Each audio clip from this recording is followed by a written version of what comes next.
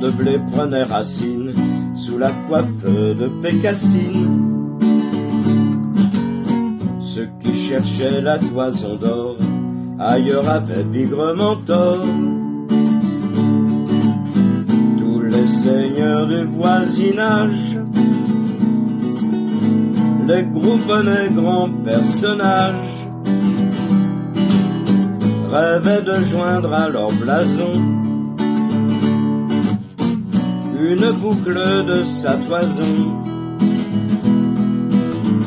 Un champ de blé prenait racine sous la coiffe de Bécassine. C'est une espèce de robin n'ayant pas l'ombre d'un lopin, qu'elle laissa pendre vainqueur au bout de ses accroche-cœurs. C'est une sorte de manant, un amoureux du tout venant, qui pourra chanter la chanson des blés d'or en toute saison. Et jusqu'à l'heure du trépas, si le diable s'en mêle pas, au fond des yeux de Bécassine, de pervenche prenait racine. Si belle que Sémiramis n'en s'est jamais bien remise. Elle est grand nom à majuscules, les cupidons à particules auraient cédé tous leurs acquets en échange de ce bouquet. Au fond des yeux de Bécassine, de pervenche prenait racine.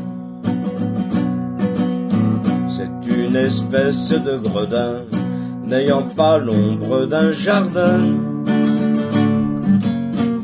un soupirant de rien du tout qui lui fait faire les yeux doux. C'est une sorte de manant, un amoureux du tout venant, qui pourra chanter la chanson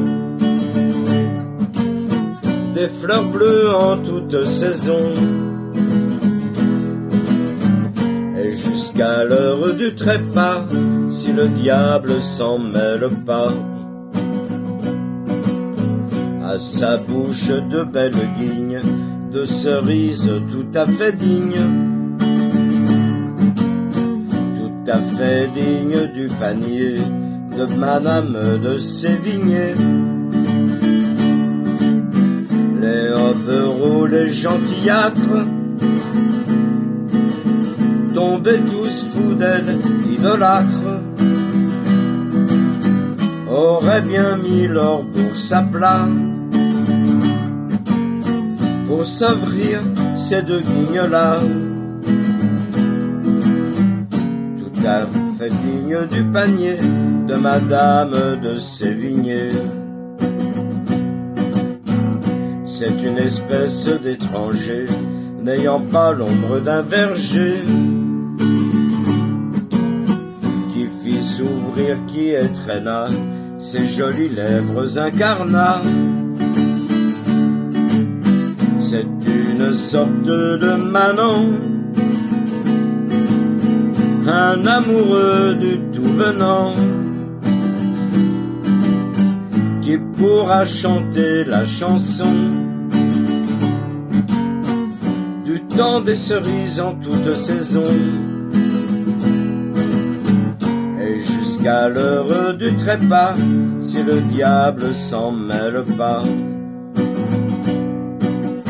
c'est une sorte de manant, un amoureux du tout venant, qui pourra chanter la chanson du temps des cerises en toute saison. Et jusqu'à l'heure du trépas, si le diable s'en mêle pas.